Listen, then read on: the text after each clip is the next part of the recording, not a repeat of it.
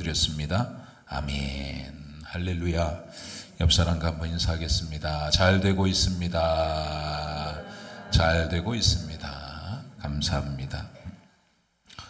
5월은 가정의 달입니다. 여러분이 가정이 잘 되기를 주의 이름으로 축원합니다.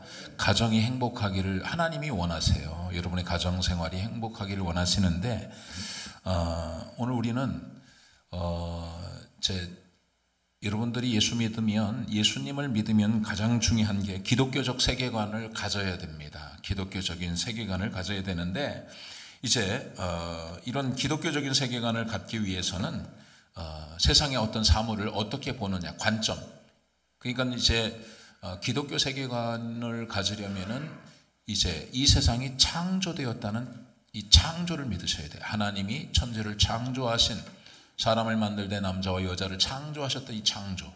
그 다음에 타락, 인간이 모든 사람이 죄를 범했으며 하나님의 영광에 이르지 못한다는 그런 이 타락. 그리고 하나님께서 예수 그리스도를 통해서 우리를 구속하셨다.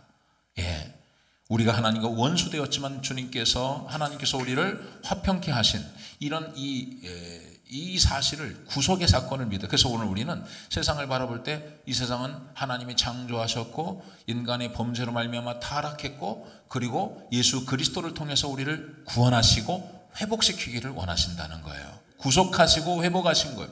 그렇기 때문에 여러분들은 기독교적 세계관을 가지고 모든 것들을 바라봐야 된다는 거예요. 그 세계관을 가지고 결혼관도, 가정관도, 국가관도, 재물관도, 모든 것을 이런 기독교적 세계관을 가지고서 그것들을 바라봐야 된다는 거예요. 이런 가정도 마찬가지죠. 그래서 오늘 여러분들은 이 세상은 하나님이 창조하시고 사람도 하나님이 창조하셨다, 남자와 여자를 하나님이 창조하셨다는 사실을 믿으셔야 됩니다. 할렐루야. 그렇다고 한다면 하나님께서 우리 가정이 어떠해야 하는지 하나님이 말씀하시는 거예요. 하나님이 말씀하시는 것을 우리는 다 사실은 무너졌거든요.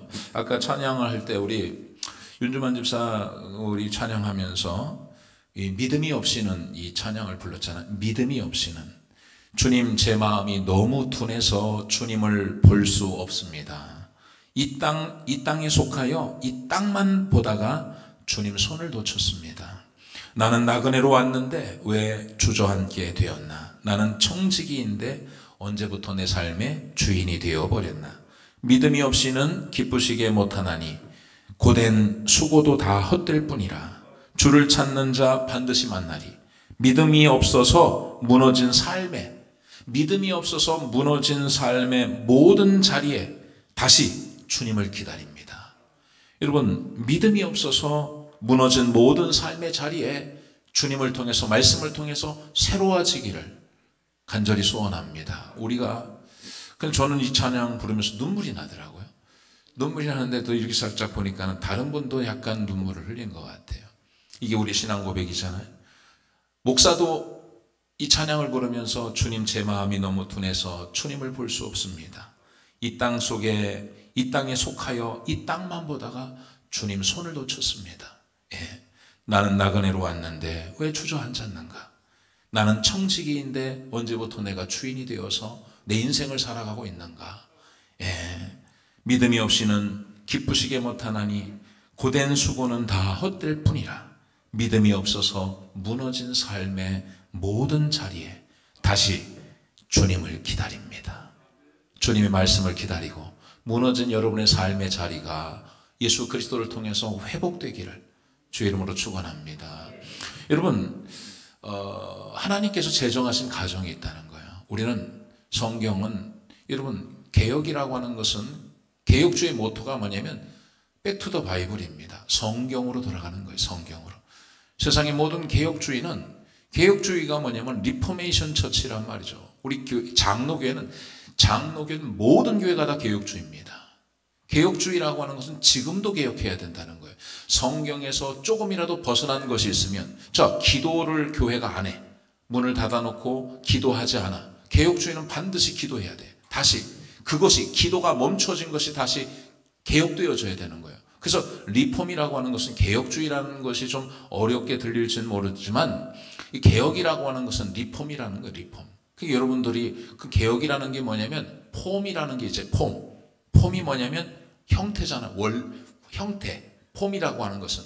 근데 이 폼의 형태가 이제 변질되는 걸 디폼이라고 합니다. 디폼. 그래서 원래의 상태에서 벗어났다. 그게 디폼입니다. 그래서 다시 원래의 상태로 돌아오게 하는 게 리폼이에요. 리폼. 그래서 여러분 가구들이 다 리폼을 해야 되지 않겠어요? 다 손잡이도 부러지고 문도 잘 안 열리고 이거 색도 다 떨어지고 그걸 리폼한다고 하잖아요. 교회도 잘못된 것을 리폼하는 거. 리폼. 그게 뭐냐면 성경으로 돌아가야 된다 이게요. 여러분의 가정도 리폼하셔야 돼요. 할렐루야. 성경으로. 그러기 위해서는 하나님이 원래의 상태로 주신 성경으로 돌아가지 않으면 안 되는 거예요. 우리의 가치관 가지고 세상적 가치관으로 살아가면 안 돼요. 절대로. 세상의 가치관은 세상 행복하고 잘 먹고 잘 살고 성공하고 내가 느끼는 대로 감정대로 살아가는 거지만 성경은 그렇게 말하지 않는다는 거예요. 예수 믿는 사람들은 이 가정도 하나님이 원하시는 가정을 이끌어 가야 된다는 것입니다. 여러분, 사실 에베소서의 말씀은 지난주에도 이제 부모에게 공경하라고 말씀드렸잖아요. 사실은 이게 사실 쉬운 게 아닙니다. 예. 타락으로 말미암아 가정도 타락하고 인성도 감정도 다 타락한 겁니다. 타락한 거예요. 타락. 그래서 에베소서 2장에서는 뭐냐면 허물과 죄로 우리가 죽었다고 그랬어요. 죽었다. 허물과 죄로 다 하나님의 형상을 잃어버렸어요. 하나님의 형상을 잃어버려서 하나님처럼 살아가야 될 우리 인생이 다 마귀를 쫓아 살아간다는 거예요. 공중에 권세 잡은 사람들을 따라서 살아간다는 거예요. 그래서 이제 그런 인생들을, 그래서 여러분 알겠지만 에베소서 1장부터 3장까지는 교리적인 측면을 다루고 있고 4장부터 6장까지는 실천적인 삶의 문제를 이야기하고 있다고 그랬잖아요. 교리적인 이야기는 뭐냐면 1장부터 3장은 예수가 우리를 구원했다는 거예요. 예수 그리스도가 우리를 회복했다는 거예요. 어떻게? 예수가 우리의 죄를 다 담당하시고 십자가에 못 박혀 죽음으로 하나님이 우리를 회복시키셨다는 거예요. 그래서 하나님의 형상으로 회복된 인간은 다시 하나님의 형상을, 이제 예수 그리스도를 믿는 사람들은, 예수 그리스도 안에 있는 사람은 여러분 결코 정죄함이 없습니다. 이전 것은 지나갔으니 보라 새 것이 되었어. 예수 믿는 여러분들은 새 것입니다. 하나님의 자녀입니다. 여러분의 어떤 행실을 통해서, 여러분의 어떤 도덕적인 삶을 통해서 하나님의 자녀가 되는 것이 아니라 예수님이 여러분을 대신해서 십자가 못 박혀 돌아가신 그 은혜로 말미암아 여러분이 예수님을 믿음으로 말미암아 구원받는 거예요. 믿음으로 말미암아 구원받는 여러분에게, 우리에게는 따라야 할 행동이 있다는 걸 가르치는 거예요. 너희는 빛의 자녀라는 거예요. 오늘 우리는 빛의 자녀라는 거예요. 8절에 보면, 우리가 읽었던 5장에 8절에 보면 너희는 빛의 자녀들처럼 행하라는 거예요. 또 17절에 보니까 어리석은 자가 되지 말고 오직 주의 뜻이 무엇인지 이해하라. 하나님의 뜻이 뭔지를 이해하라는 거예요. 술 취하지 말라. 이는 방탕한 것이니 오직 성령의 충만함을 받으라. 18절에 말합니다. 결론인 거예요. 성령의 충만함을 받으라. 세상에 취하지 말고 성령의 충만함을 받으라. 18절에는 21절에는 그리스도를 경외함으로 피차 복종하라는 거예요. 성령에 복종하라는 거예요. 할렐루야. 오늘 여러분, 우리는 성령 충만해야 돼요. 새로운 빛의 자녀로 살아가야 돼요. 그런데 성령 충만한 삶에 대해서 이제부터 이야기하겠다는, 성령 충만한 삶, 이 삶은 성령님께 복종하는 삶인데, 여러분들이 내가 성령 충만한가? 성령 충만한 거는 여러분이 어떻게 여러분의 삶을 검토해 봐야 되냐면, 내가 그리스도께 복종하는 걸 봐야 돼요. 내가 복종한다 그러면 성령이 충만한 사람이에요. 내가 복종 안 한다 그러면 성령 충만한 게 아닌 거예요. 그런데 오늘 예수 그리스도로 구원받은 여러분들을 향해서 하나님의 요구가 뭐냐면, 술 취하지 말라. 이는 방탕한 것이니 오직 성령의 충만함을 받으라는 거예요. 성령 충만. 그것은 뭐냐면 그리스도께 복종하는 것인데, 그 그리스도께 복종하는 것은 하나님 말씀에 복종하는 것인데, 그게 뭐냐면 아내들이요. 아내들이요. 자기 남편에게 복종하기를 죽게 하듯 하라. 여러분, 성경은 삶에 대한 절대로 여러분 예수님은 잘 믿고 여러분의 삶이 엉망진창이어도 된다고 가르치지 않아요. 삶의 규모가 있어야 된다는 거예요. 바른 삶을 사는 하나님은 인격적이신 분, 질서의 하나님인 거예요. 어지럽고 질서 없이 살아가는 걸 하나님이 원하지 않으세요. 예. 가정은 하나님이 제정하신 거예요. 가정이라는 것을 남자와 여자를 하나님 창조하시고 최초의 가정은 에덴 동산에서 하나님께서 아담과 하와를 통해서 하나님 제정하셨어요. 그리로 돌아가라는 것입니다. 여러분 왜 이런 이야기를 하냐면 사실은 여러분 아내들이 남편에게 복종하는 것은 2000년 전에 이건 당연한 것이잖아요. 우리나라도 500년 전, 500년이 뭡니까? 한 100년 전? 예? 제가 어렸을 때도 제가 기억하기는 우리도 어렸을 때 밥을 먹을 때 남자들끼리 먹고 여자는 겸상을 안 했던 것 같아. 이렇게 좀 어렸을 때. 예. 할머니하고 아버지하고 그렇게 삼촌하고 식사를 하고 여자들은 또 여자들끼리 상을 아마 우리 장로님이나 권사님 연세 드신 분들 같은 경우는 다 그렇지 않았겠어요? 어디 여자들이 겸상을 해요? 말도 안 되죠. 예? 그러니 지금 우리나라도 몇십 년 전만 해도 그랬는데 2000년 전에 힘이 권력 아니에요? 힘이 권세고 힘이 권이고 그러니까 남자들 아니고 여자들이 무슨 인격 신장 이런 게 어디 있어요? 예, 남자가 시키면 안 시키면 막 그냥 쫓아내고 막 그냥 첩질하고 막 그냥 딱 하고 뭐 그냥 남자들이 하고 싶은 대로 사는데 예, 그 무슨 그런 게 근데 아내들이요 남편에게 복종하라고 하는 말이 뭐 당연한 것을 이야기하는 것 같잖아요. 그런데 왜 그런데 교회에 이런 이야기를 하냐 이게 왜? 에베소 교회, 에베소서는 에베소 교인들에게 은혜를 입고 신앙생활을 잘하고 있는 교회에게 이제 편지를 쓰는 거예요. 믿음 없는 사람에게 이야기하는 게 아니에요. 믿음 있는 사람들에게 이야기하는 거라고.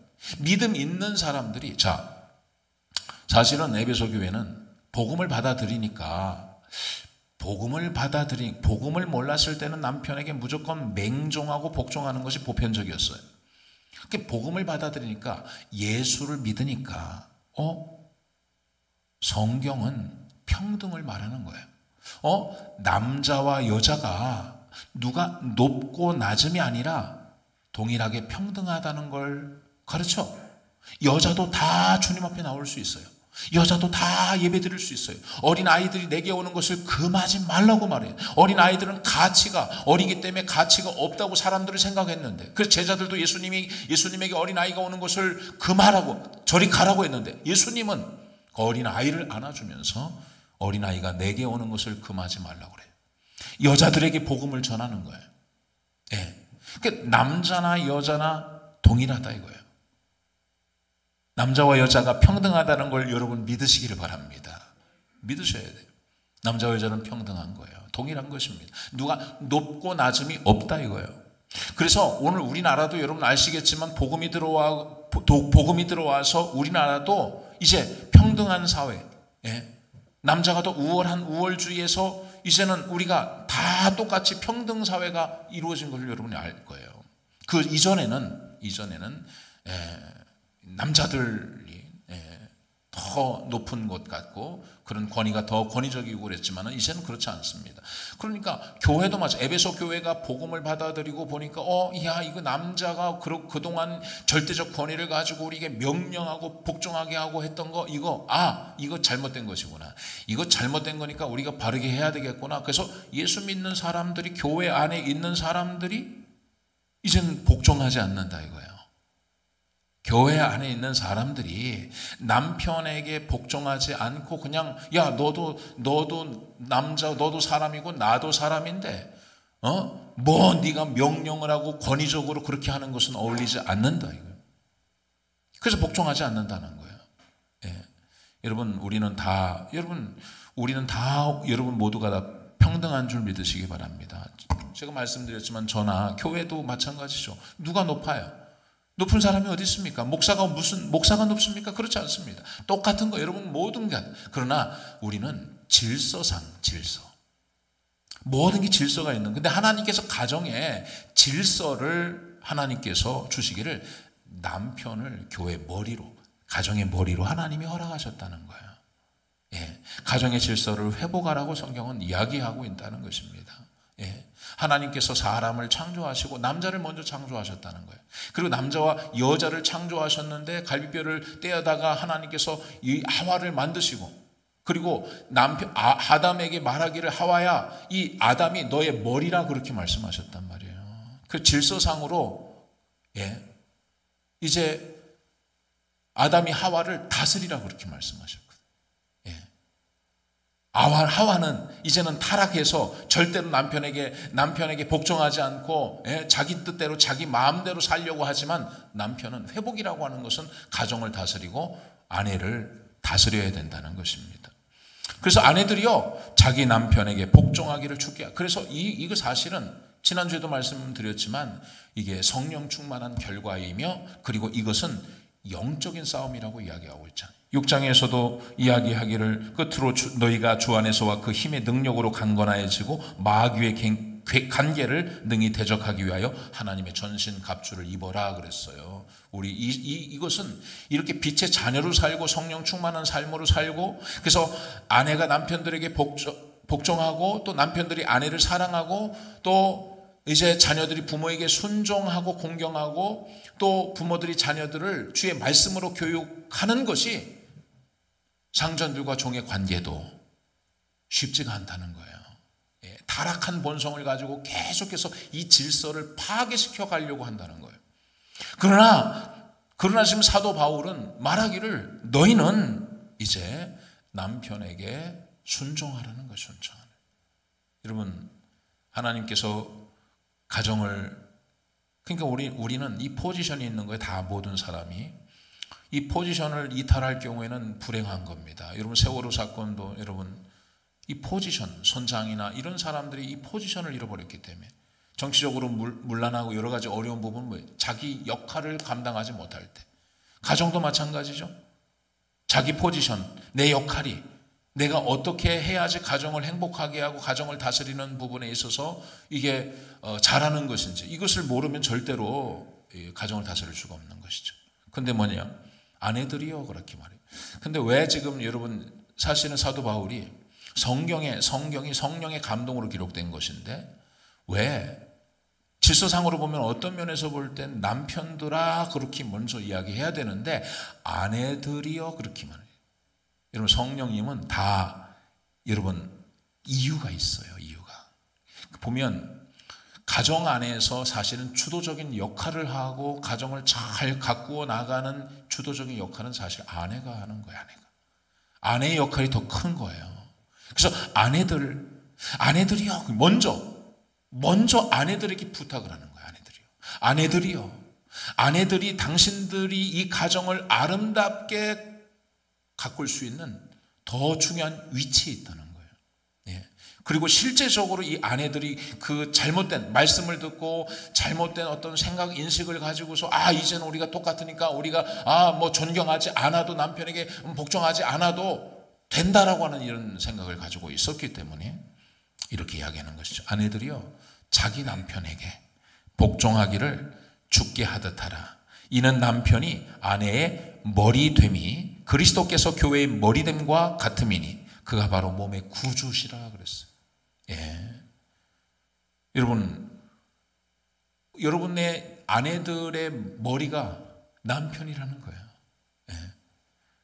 그리스도께서 교회의 머리된 것, 그것을 어떻게 비유하냐면 그리스도께서 교회의 머리됨과 같음이니 그가 바로 몸의 구주라는 거예요. 그리스도께서 교회의 머리됨과 같이 여러분의 남편이 여러분의 머리다 이거예요. 머리다. 절대적으로 복종해야 된다는 거예요. 절대적으로 순종해야 된다는 거예요. 그러므로 교회가 그리스도에게 하듯 아내들도 범사에 자기 남편에게 복종하라는 거예요. 교회가 그리스도에게 하듯. 교회의 머리가 누구예요? 우리 교회의 머리가 누구예요? 교회는 누구 말을 들어야 돼? 누구에게 복종해야 되죠? 교회가 누구에게 복종해야 돼? 목사입니까? 아니죠. 누굽니까? 그리스도. 예수가 우리 교회의 몸의 머리라는 거예요. 머리. 그래서 교회가 당연히 우리는 여러분 예수님께만 복종하는 것입니다. 예수님께만. 모든 권위는 그리스도께 있는 거예요.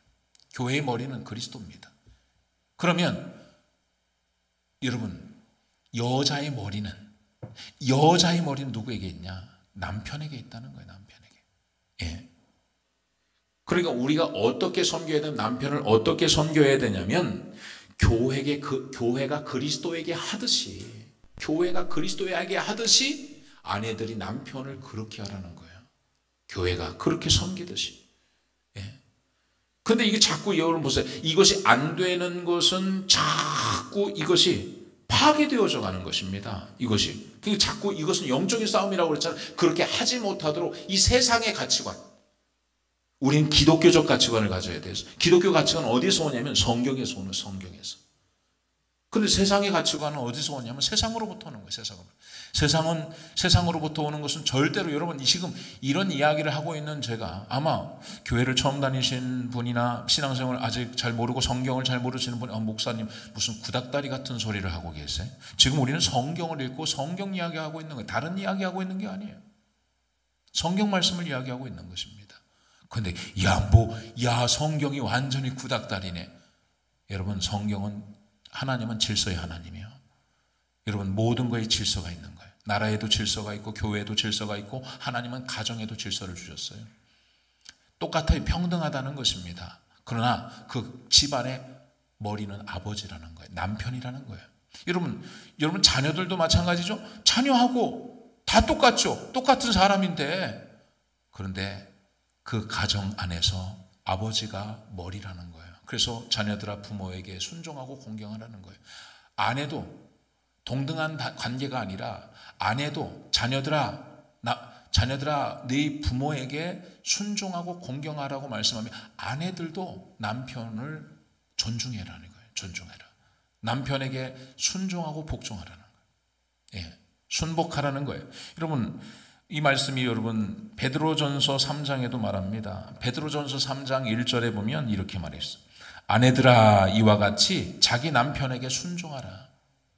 자기 남편에게 여러분 왜 그러냐면 예수님이 우리를 구원하셨다는 거예요.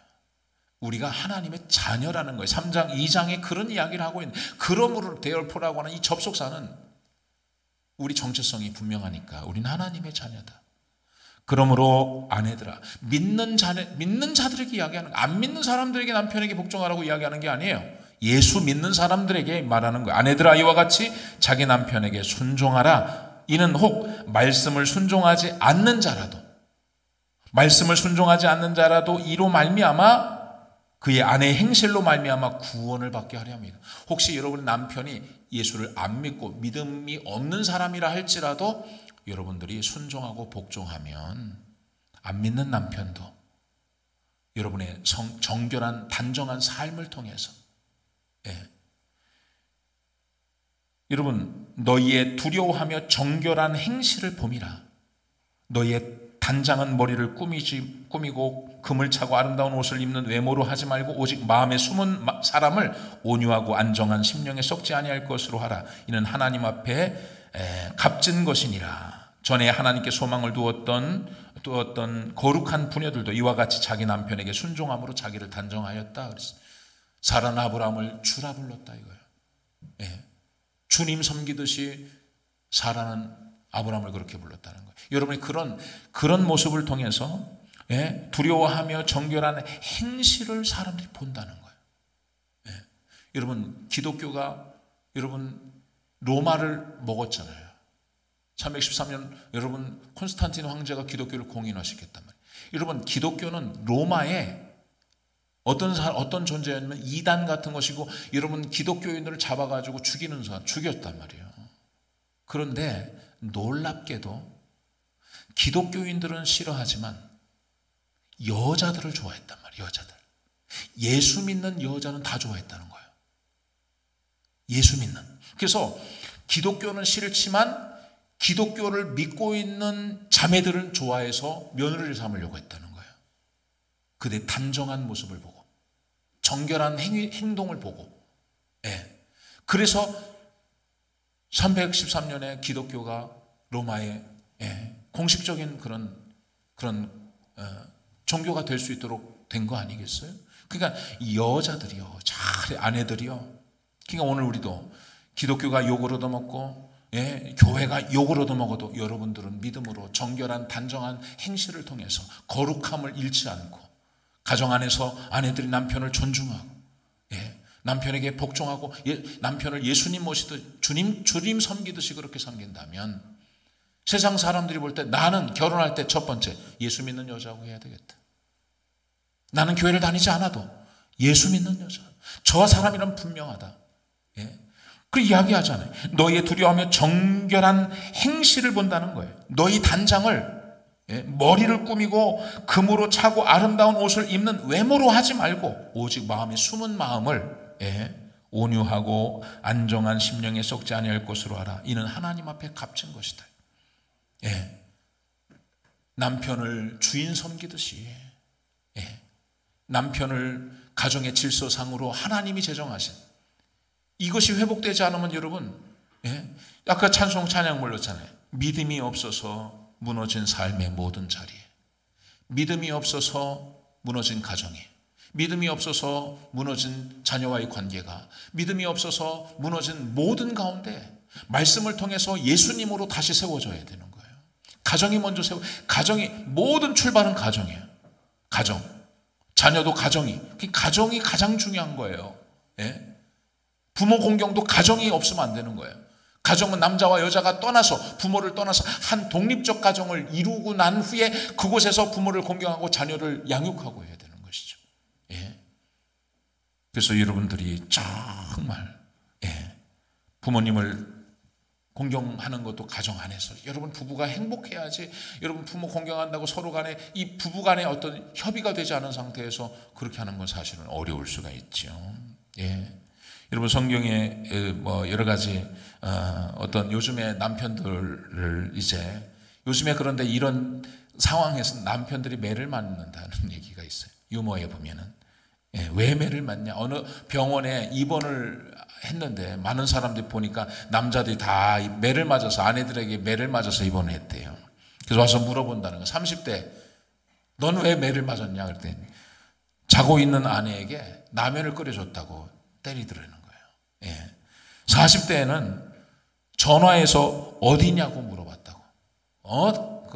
감히 아내에게 전화해서 당신은 어디냐고 물어봤다고 매를 맞았대. 50대는 아내 외출을 하는데 따라간다고 그래서 매를 맞았다는 거예요. 60대는 보험도 안 들고 오래 살려고 운동하다가 그래서 매를 맞았대요. 70대는 가만히 있는데 때렸대요. 80대는 왜 맞았냐고 할아버지한테 물으니까 나는 아침에 눈 떴다고 때렸다는 거예요. 눈 떴다고. 요즘에 이런 그러니까 이게 잘못해 무너진 가정이죠. 아내들이여 남편에게 복종하시길 바랍니다. 할렐루야. 여러분 이는 남편이 아내의 머리됩니다. 이거예요. 이건 창조 질서라는 거예요. 창조 질서. 이 창조 질서가 깨지면 안 된다는 거예요.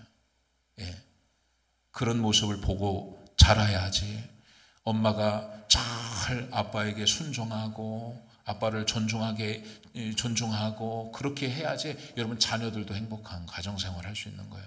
어떤 자매가요 이제 밥을 먹다가 남편과 밥을 먹는데 이제 식사를 하고 있는데 남편이 밥을 먹다가 결혼하고서 이제 신혼 부부인데 여보 내 구두 좀 닦아줘 그랬대. 구두 좀 닦아달라고 그랬더니 귀싸대기가 날라오더래요. 아내가 난 모욕감을 느꼈다고. 아니 내가 지금 당신 신발 닦으려고 결혼했냐고. 어디 나한테 당신 구두를 닦으라고 그렇게 하냐고.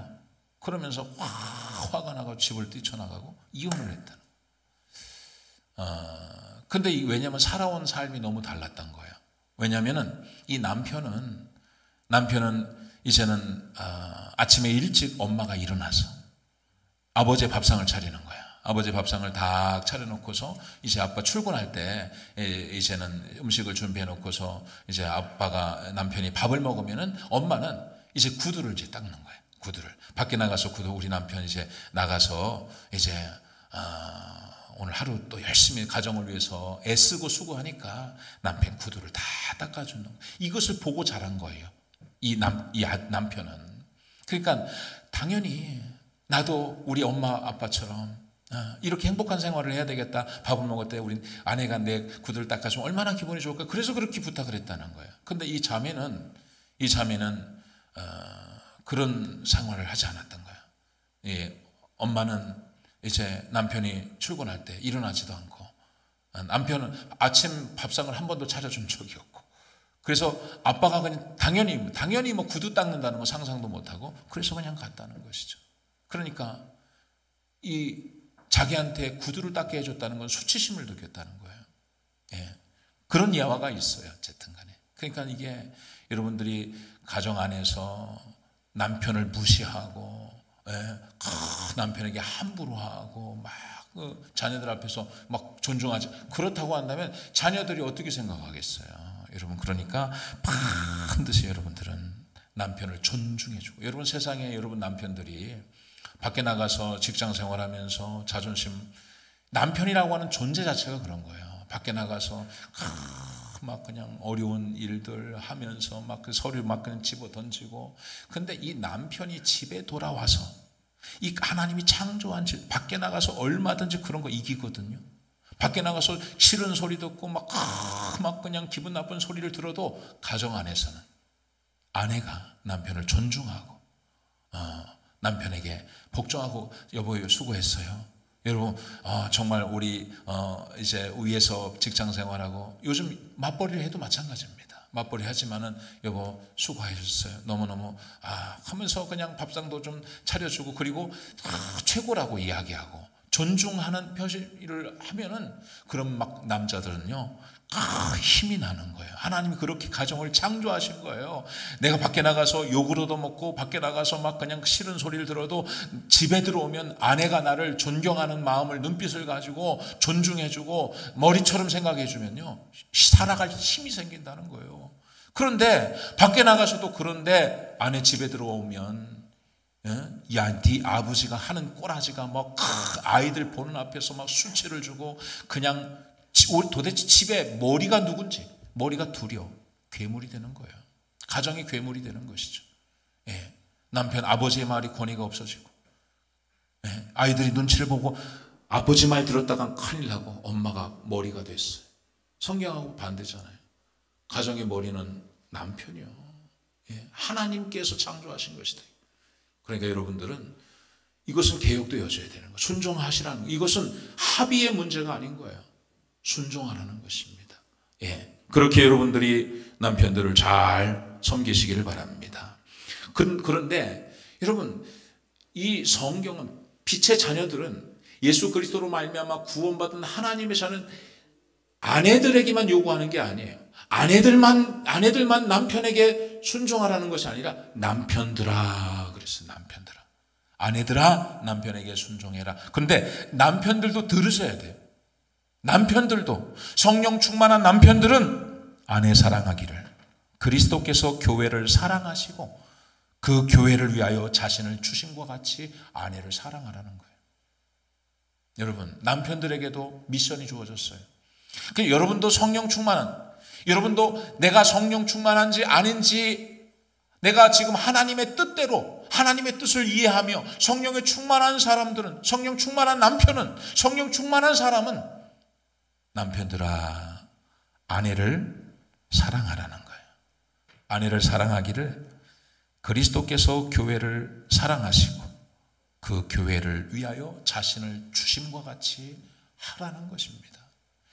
베드로전서 3장에서도 7절에 보면 남편들아 이와 같이 지식을 따라 너희 아내와 동거하고 그를 더 연약한 그릇이요 또 생명의 은혜를 함께 이어받을 자로 알아 귀히 여기라. 이는 너희 기도가 막히지 아니하게 하려 함이라. 아내를 하대하고 사랑하지 않고 함부로 하면 하나님께서 너희 기도를 막겠다는 거예요. 말라기에서도 이런 이야기예요. 너희 아내를 버리고